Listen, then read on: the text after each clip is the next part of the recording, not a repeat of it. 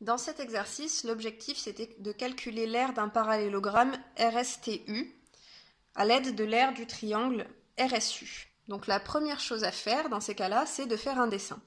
Alors là, vous voyez que j'ai fait mon parallélogramme penché vers la gauche.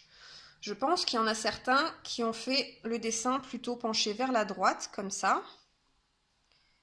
RSTU, ce qui n'est pas grave, mais le dessin va être plus compréhensible comme ça, c'est pour ça que je l'ai fait dans ce sens-là. Si vous l'avez fait dans l'autre sens, c'est juste aussi. Par contre, pour des facilités de compréhension de l'exercice, vous avez peut-être eu un peu plus de mal. Donc, on revient à notre parallélogramme RSTU.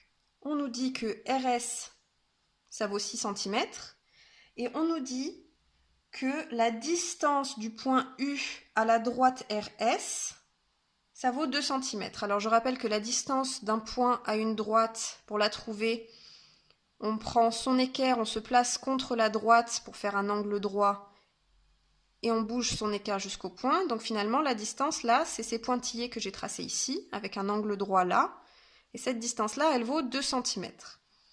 Dans le cas d'un dessin comme ça, il aurait fallu ici prolonger notre droite RS et notre distance, elle aurait été ici, avec un angle droit. Et donc elle aurait été à l'extérieur du parallélogramme. Donc ça pouvait être un peu perturbant. C'est pour ça que j'ai fait le dessin comme ceci. Mais c'est juste aussi comme ça. Donc, on nous demande premièrement de calculer en centimètres carrés l'aire du triangle RSU, qui est en jaune ici. L'aire d'un triangle, je le rappelle, c'est base fois hauteur divisé par 2. Alors là, ça tombe bien si on prend comme base RS, qu'on connaît, 6 cm. La hauteur, c'est bien la distance de U à RS, parce que la hauteur, je vous rappelle qu'il faut que ça parte d'un sommet et que ça fasse un angle droit avec la base. Donc là, on a bien nos deux informations.